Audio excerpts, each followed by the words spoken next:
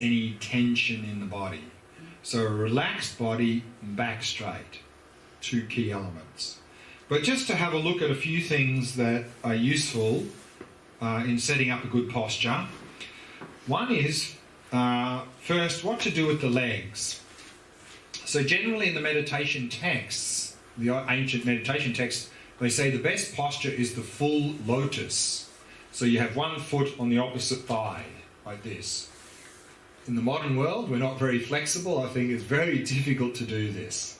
So then another option is to do like the half lotus, where you have one foot on the opposite thigh and the other one underneath. But even for many of us, we're not flexible enough to do that. So many of us just end up sitting cross-legged, which is fine. But many of us are not very flexible in the groins, the knees, or the lower back. And so when we sit cross-legged, we tend to end up sitting like this in meditation, the knees poking up in the air. That's not very good for a couple of reasons. One is it's not very stable. And secondly, it will put a lot of strain on the lower back, and you'll get lower back pain. And maybe also pain here in the groin. So if you're not very flexible and you find yourself sitting here like this, then what we need to do is add more cushions. Sit on more cushions so that the knees are at least level with the hips, and ideally the knees touching the cushion, because then we have 3 points of contact, and that's very stable. And also, if we're not sitting on enough cushions, and what you'll find is that to keep the back straight, you're straining to keep the back straight, and it keeps collapsing. So that's again a sure sign we're not very flexible here. We need more cushions so that the back is naturally straight. So if we're straining to keep the back straight, add more cushions so that the back is naturally straight. So again, ideally that the knees touching and 3 points of contact, much more stable. Some people find when they sit cross-legged, cuts off circulation and one or both legs go numb. So for that you can just play around adjusting it, and sometimes people put a thin cushion between the legs so they're not pressing so hard against each other. That can work. Another option is, instead of crossing your legs, you have one leg in front of the other. And that's sometimes called the Burmese posture. So you can maybe play around with that. That's also a good posture and can avoid cutting circulation. So that's another option. Some people find that they've got knee problems and sit cross-legged is just painful because they've got damaged knee. Then there's another option, of course, is what's called meditation stool, where you tuck your legs underneath, and that can be very comfortable, so your knees are not crossed. Another option, of course, is sit in a chair. Most chairs are not really designed for meditation. They're sort of more designed for slouching. So if you find you're sitting in your chair and you're sort of slouching, sometimes it can be helpful to put an extra cushion underneath your lower back to support the lower back so you're sitting more straight. So that's something, if you're sitting using a chair at home, to try and find a chair that really supports the back well and you're not sort of slouching in the chair. And then you're sitting with your feet flat on the floor in front of you. What to do with the hands? In Tibetan Buddhism, often the recommendation is you place your right palm in the left, thumbs touching, and you rest it in your lap. And that's to symbolize the two aspects of practice. The left side is wisdom, the right side is compassion, and the fact that thumbs are touching is we're practicing them together. So that's the symbolism of this. And that's the posture that's normally taught in Tibetan Buddhism, but if you find that uncomfortable, you can just rest your hands on your knees, that's fine. What to do with the head is, if you have it too low, of course, you get drowsy. Too high, you might get agitated. So head position should be such that if you're actually looking straight ahead, you're sort of actually looking at a slightly downward angle. But that's something you can adjust a bit according to the type of person you are.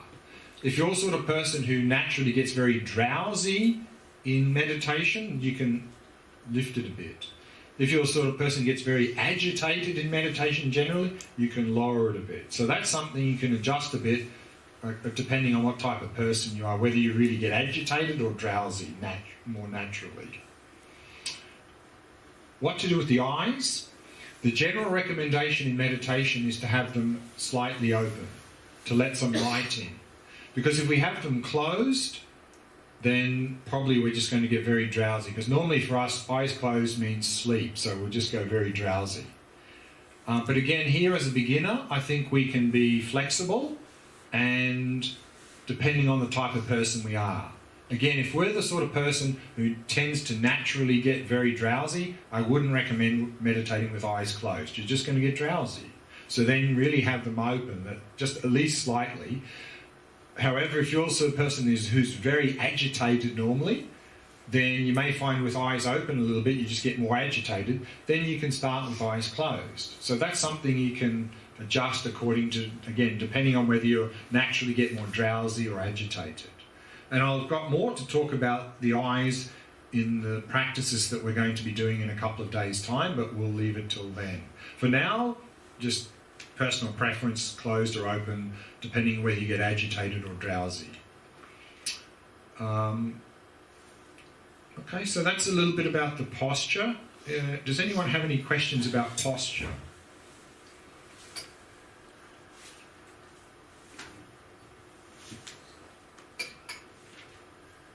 Okay, yeah.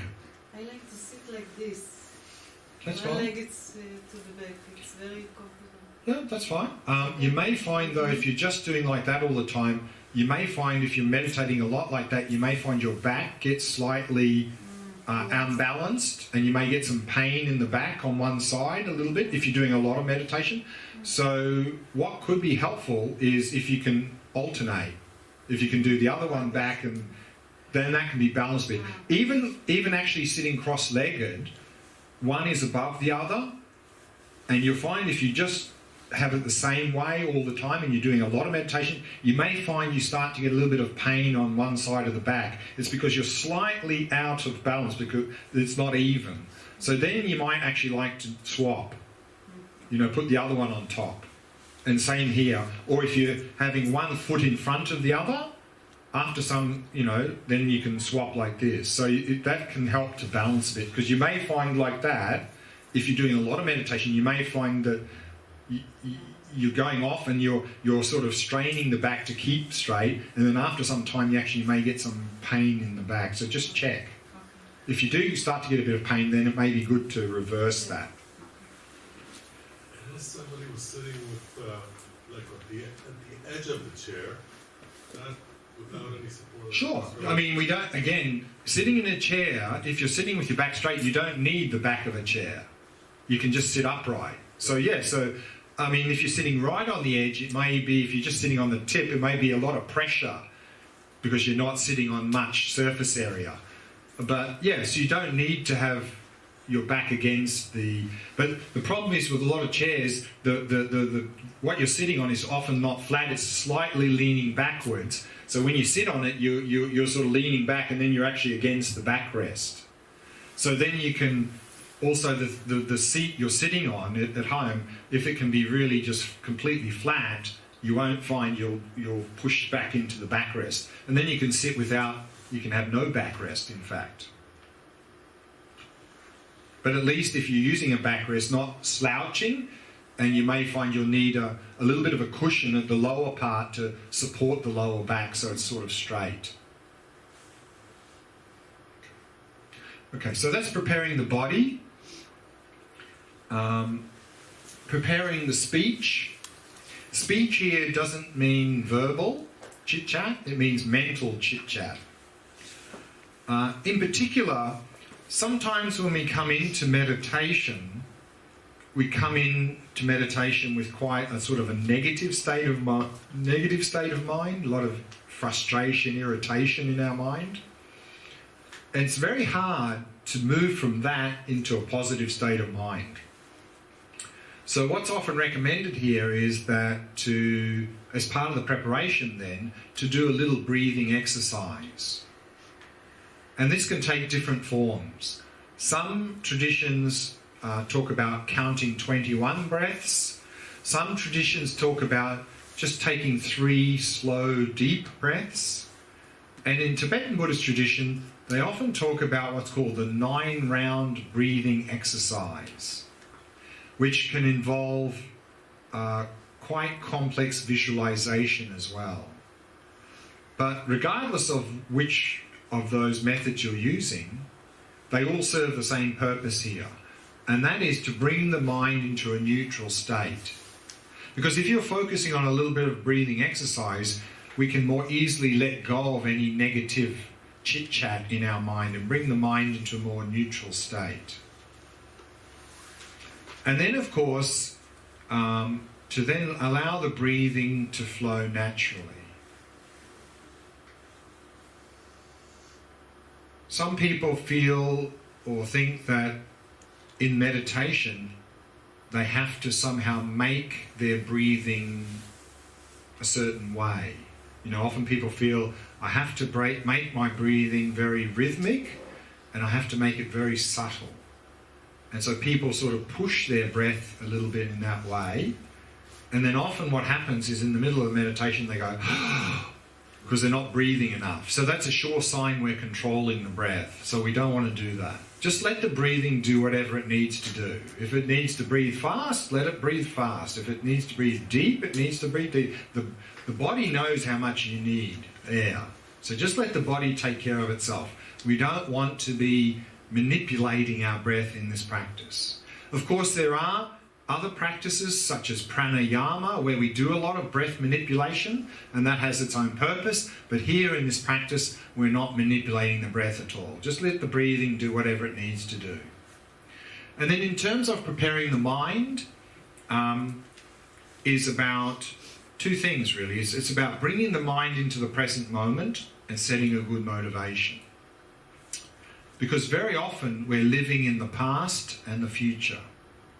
And very often what happens at the beginning of a meditation, we're already in the future because we're thinking, we're having expectation. I hope I have that experience. I hope I don't have that experience. So already we're jumping into the future with hope and fear and so forth. So just let go of all of that and just let the mind come to rest in the present moment and setting a good motivation. So that's preparing mind. So what I'd like to do now is a very short 10-minute practice where we slowly go through each one of these 3 points of just preparing the body, speech and mind. Okay? So let's find a nice comfortable posture and we'll just do that for about 10 minutes.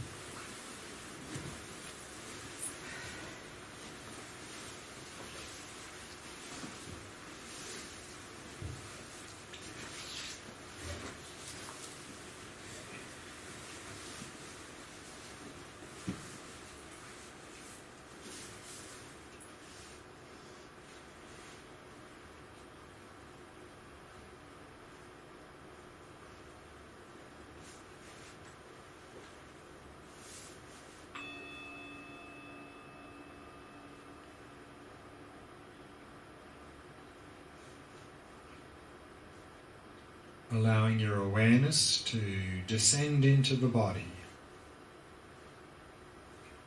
and simply become aware of sensations throughout the body.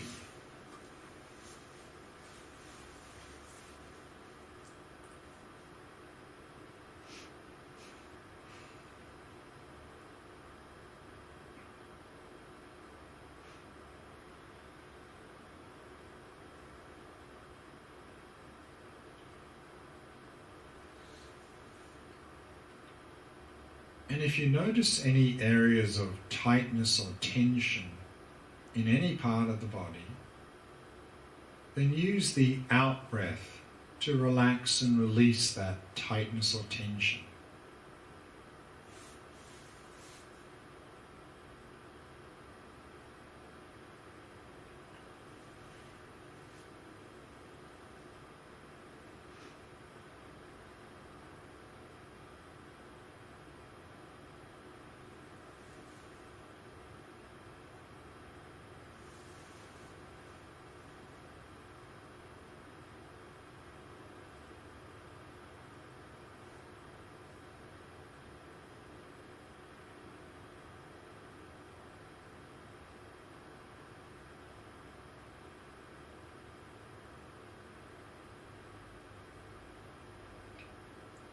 Then bringing your awareness to the area of your face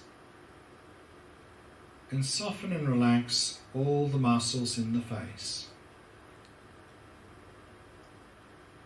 The mouth and jaw soft and relaxed. And all the muscles around the eyes soft and relaxed.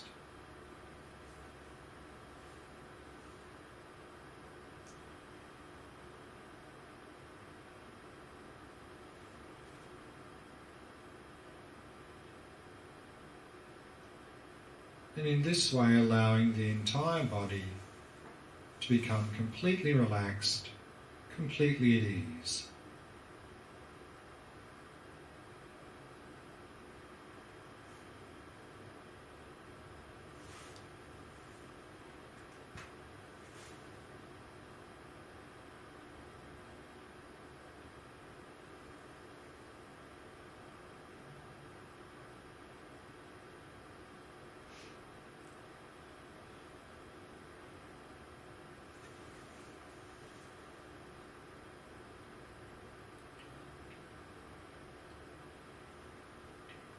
And then we can take 3 slow, deep breaths, maintaining awareness of sensations throughout the body as you breathe.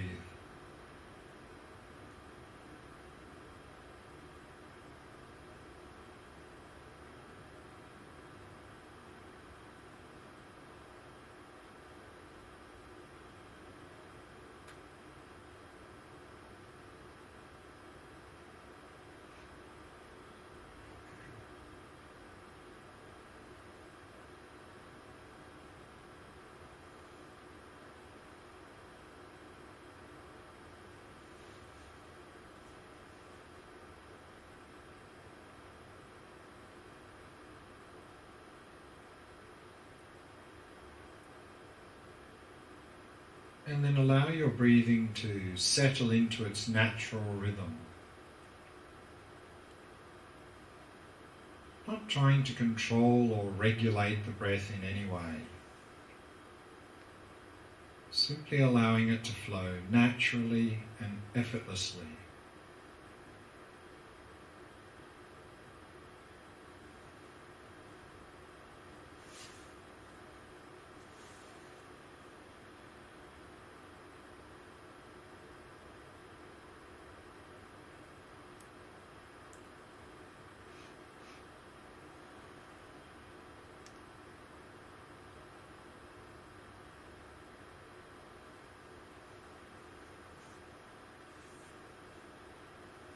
And then give yourself permission to let go of any hopes or fears, worries or concerns about the past or the future. To give yourself permission to let go of all of these things for the duration of this short meditation.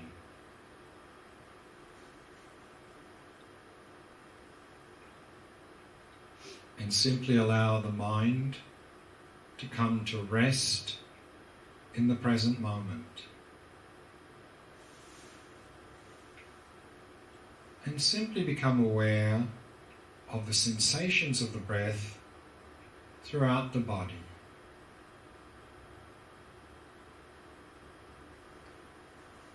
Wherever you can most easily notice any sensations associated with the breathing.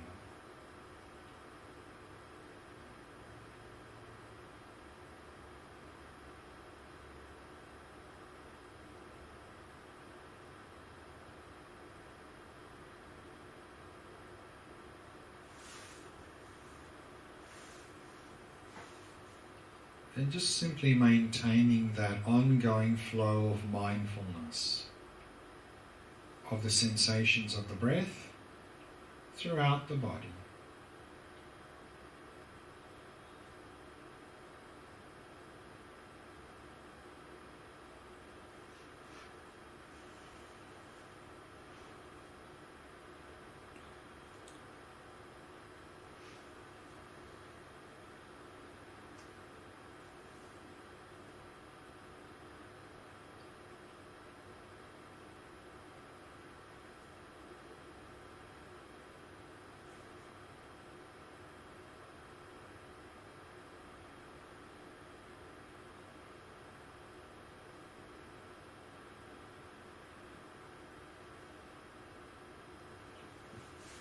And if you find that you've got distracted from the breath, no need to get upset. In fact, be happy you've noticed you've become distracted. And the very first thing to do is simply relax. Then release the distraction and very gently return to focusing on the breath. So relax, release and return. Simply keep coming back to the breath again and again, patiently and happily.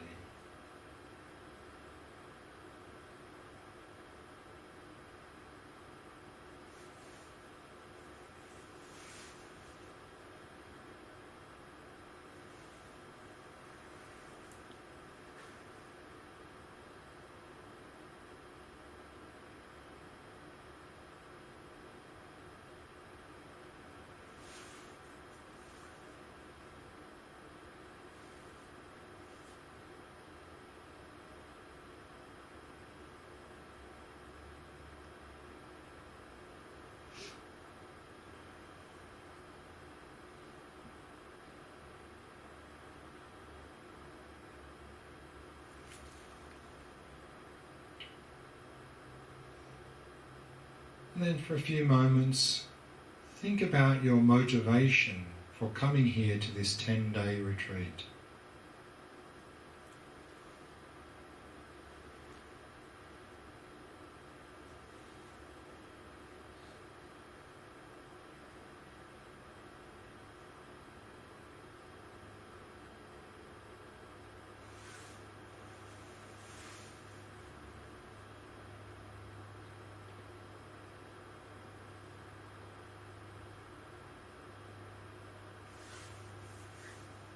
And then set the best possible motivation you can for attending this 10-day Shamatha retreat.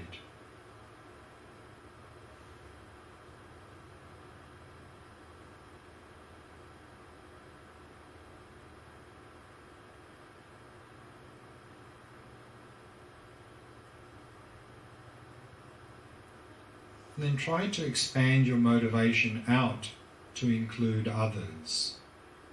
That you're not just doing this for your own benefit, but you're doing it so you can be of more benefit to those around you.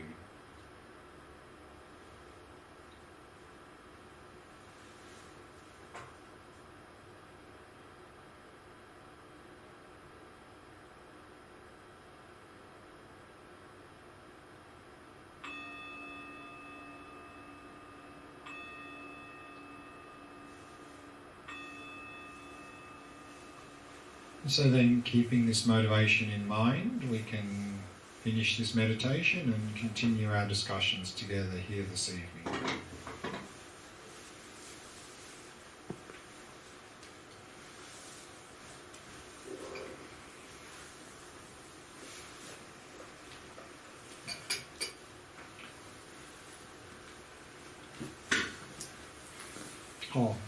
Before we continue, any questions about what we've just done in the meditation? So, Shamatha practice.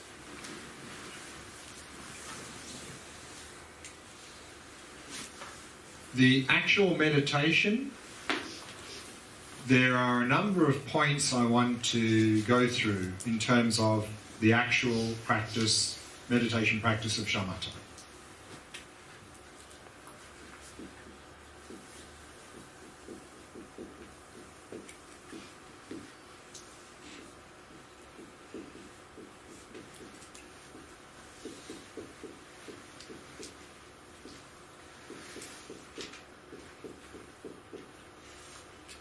In particular, 4 topics.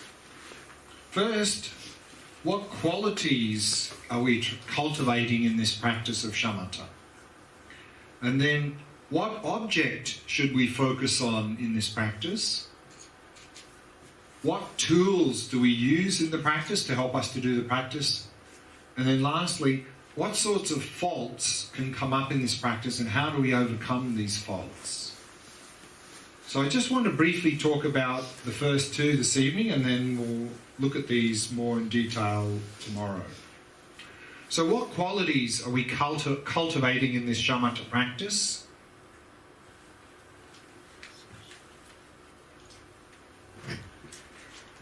Generally in the meditation texts on shamatha, two qualities are mentioned.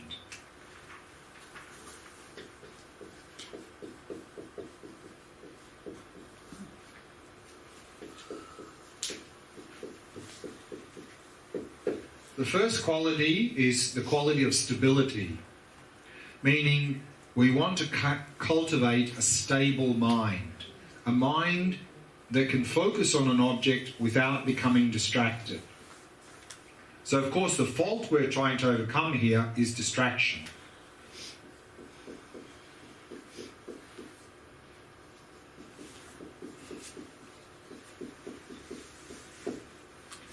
But not only do we want a stable mind to be able to focus on an object without becoming distracted, we want to be able to focus on that object in a very clear way. So the second quality is clarity.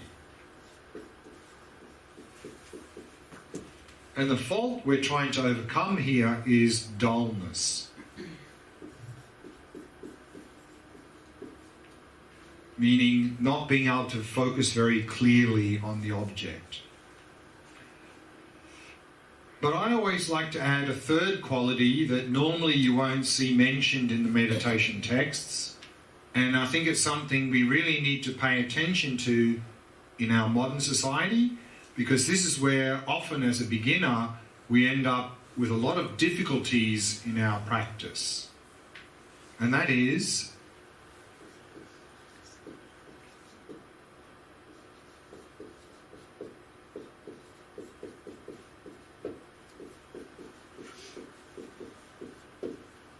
the quality of relaxation. And the fault we're trying to overcome here is tension. Now the reality is that for most of us in the modern world, we lead very hectic, fast-paced lives, constantly bombarded by stimulus, and our minds tend to be very chaotic. And so generally what we do is whenever we want to focus on something, what do? We tense. Because we feel if we don't tense, we're just going to get swept away. So we tense to focus. And unfortunately, that works a little bit. But we know from our own experience, if we focus on something with a lot of tension for a longer period of time, we become completely exhausted and often become very agitated. So this is not a sustainable method of focus. And unfortunately, that's what we tend to bring into meditation, this mind of tension. So we sit down to meditate, and as we do in daily life, to focus, we tense. And then we tense, we meditate, more tension. Our mind spins out, we get very agitated, even to the point where people sometimes complain they get headaches from meditating. I mean, it's just way too tight, way too tense. So, as a beginner, this is probably the main fault or problem that we experience in meditation, is we're simply too tight, we're too tense, we're simply trying too hard. We're not going to go anywhere with that state of mind, except in a lot of agitation, and we get exhausted from meditating. So really, the first thing we really need to do is relax. And I think centuries ago in ancient Tibet and India,